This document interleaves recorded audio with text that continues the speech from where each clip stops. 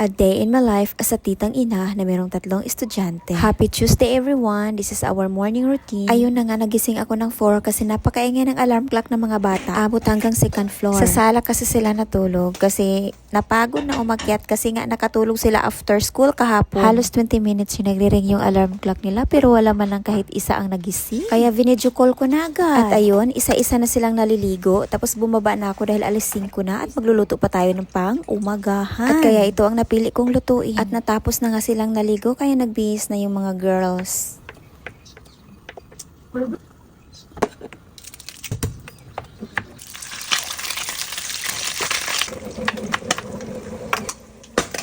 At talaga namang mapanak itong ulam na ito. Gusto lang naman talaga namin kumain ng spam. Ay, Korean luncheon meat pala to.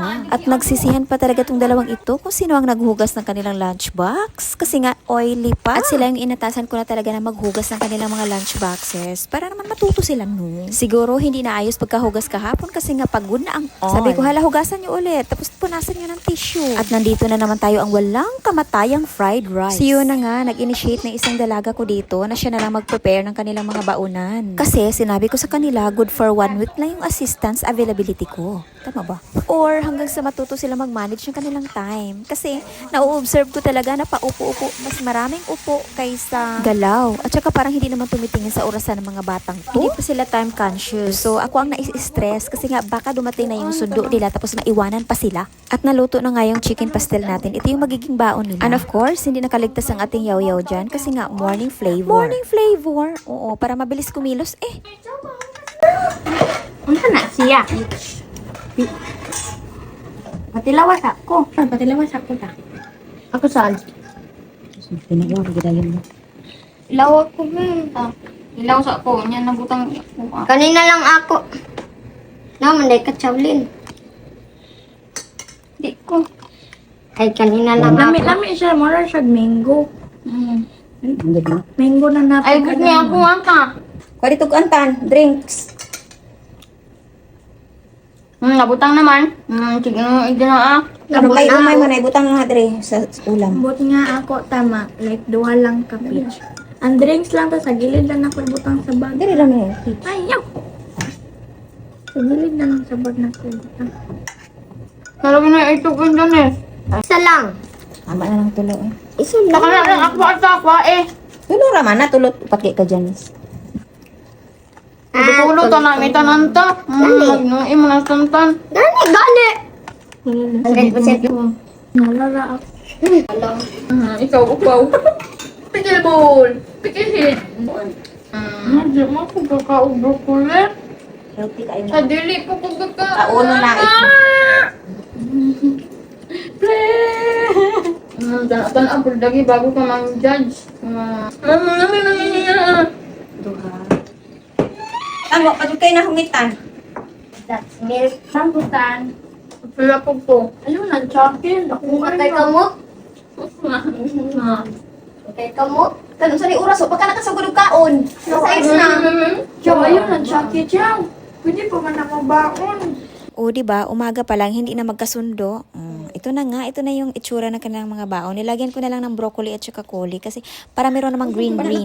Medyo hindi na bet tong gulay na to, pero wala silang choice. At dapat lang kainin nila kasi magagalit talaga ako. At itong batang lalaki na ito, panay pa ang daldal, hindi pa nakaubos sa kanya pagkain. At inayos ko na itong mga baon na nila. At nilagyan ko na lang din ng tissue kasi alam ko naman tatama rin din naman sila kukuha ng tissue sa kanilang bag. Baka naman kung saan-saan sila magpupupunas. Baka sa uniform. Nako! So after nilang kumain, nag-house chores na agad sila. Ang isa naman nagwawalis, tapos yung isa naghuhugas, tapos yung isa hindi pa pala nakamidyas. At hinahanapan pa ako, alam naman niya kung saan nakalagay. Nasaan bang mama nito? Charot. At ito namang isa, nagmamadali na yarn. Kasi na nga malapit na yung sundo nila. At grabe naman ang init ng panahon. Alas 6 pa lang, grabe na yung sikat ng araw dito banda sa amin. Kaya hindi talaga pwedeng wala silang gagamitin sa kanilang mga skin. Nakagawian na talaga nilang mag-sunscreen for skin protection. Baon? 50. Kaya man giharot ang baon, minus 40. minus 40, minus 10. Oh, minus 10. Yung malay ang sukle. So ayan na nga, dahil hindi nga naubos ang kanilang baon kahapon, -10. May pa-challenge pa talaga. Oo naman, para kainin talaga nila yung lunch nila. Pero sinabihan ko naman sila kung hindi kailangan, wag nilang gastusin. At ito pa talaga yung gusto niyang baunin. Naku, hindi pwede. Kasi minsan lang naman ako bumibili talaga ng mga chichirya. So kung bumibili naman ako, kumukuha din naman sila sa gusto nilang chichirya. Pero minsanan lang talaga. Kaya siguro mahimbing yung tulog nila kasi ito yung pinapainom ko sa kanila araw-araw. Matagal-tagal na rin silang umiinom nito kasi nga masarap daw. Naku, nire-recommend ko talaga yung mga magagandang ginagamit ko dito sa bahay namin, tsaka mga iniinom namin kasi nga highly recommended itong kids gummies. At ang kagandahan ng gummies na to ay meron siyang omega-3 to support vital organ function, enhance oxygen circulation, foster better focus, and boost energy levels. Kaya wag kalimutang mag-order, i-click lang yung link sa baba. Endorser yan, sumingit pa talaga yung pagiging affiliate natin, no? At dahil na maaga tayo natulog kagabi, kaya nagutom na rin ako, kaya kumain na rin ako. Inubos ko na lang tong sobra nila. Anong kulang manigdos? Asang dos? Tawa po. Okay, si Jenny yan. Sama na ka. Hindi. Kamusta naman ka? Kaya. O ayan, -10 din kasi hindi naubos yung baon kahapon. Actually, malapit lang naman yung school nila dito, mga 5 minutes away lang naman sa aming bahay. Pinapabaonan ko na lang sila para hindi na ako ma-stress, te. At kakatapos lang niya maghugas, so nag-sunscreen na siya agad, tsaka itong in-apply niya sa buhok niya. Guys, pero dili siya as in gahi. Mo ano man siya ba nga mo in place lang ang imuhang hair. Cloud sleep. Before kalkag, after hapay. Oh, 24 hours. Asa man mo bang kwarta? Naay ka pareha sa kong buhok ta. Mag-ano-ano siya nagpuro. Ay, ewan ko ba to sa dalawang babaeng ito? Bakit naman palagi nagja-jacket sa school? Ang init-init ng panahon ngayon. O sige, nood mo na while waiting sa sundo niyo. Di makalimot or nakalimutan na niya.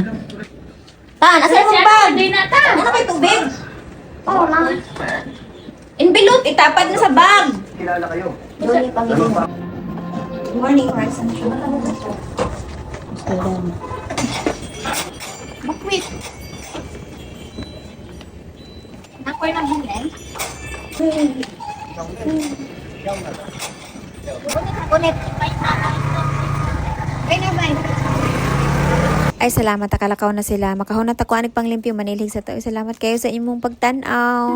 Sakit akong dila si Tagalog. Uy, bye-bye. Sunod na po.